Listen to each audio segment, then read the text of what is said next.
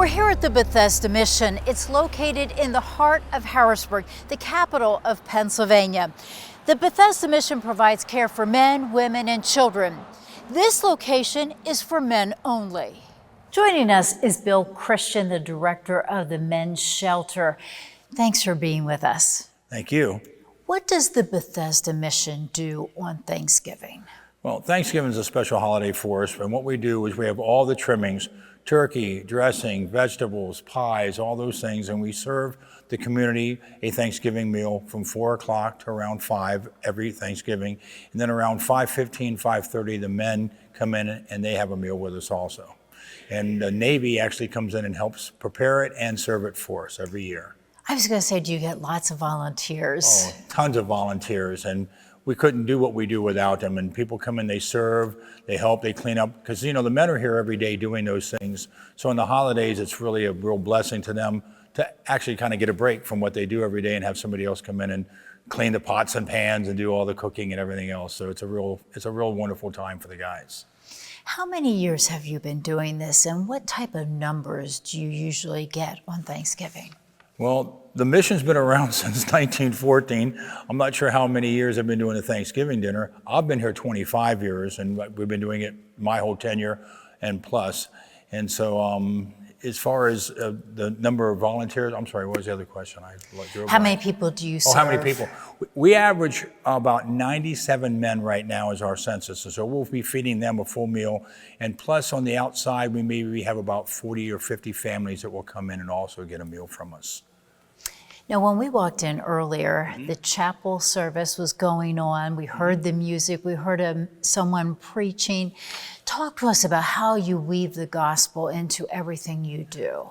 Well, one of my favorite sayings is in him we live and move and have our being, from the book of Acts. And so therefore, everyone who comes here will hear the gospel, the saving knowledge of Jesus Christ. That is our foundation. It's not required that they be a believer to be here, but they are going to receive that message. We have a chapel service every morning and afternoon and evening. The men that are here have to attend that unless they have outside commitments, such as work or doctor's appointments. We also have a discipleship class, which is a one-on-one discipleship. We've had many men come to know Christ through that one-on-one discipling. We also have classes upstairs that deal with alcoholism, life skills, and other things of that nature, but all of them are based on our Judeo-Christian principles of any man is in Christ, he is a new creation, and we want to present each person that comes in here new in Christ.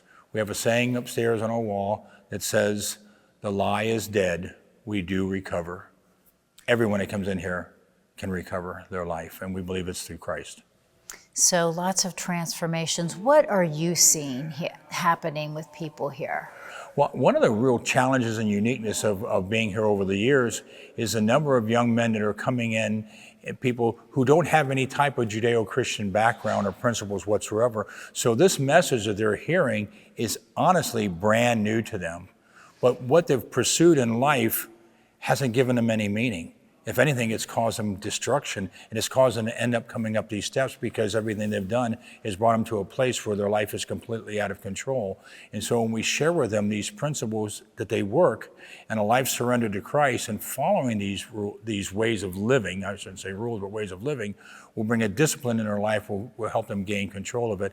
And I've jokingly told people for years I have the best job in the world because I have a front row seat of watching God change men's lives every day. Wow.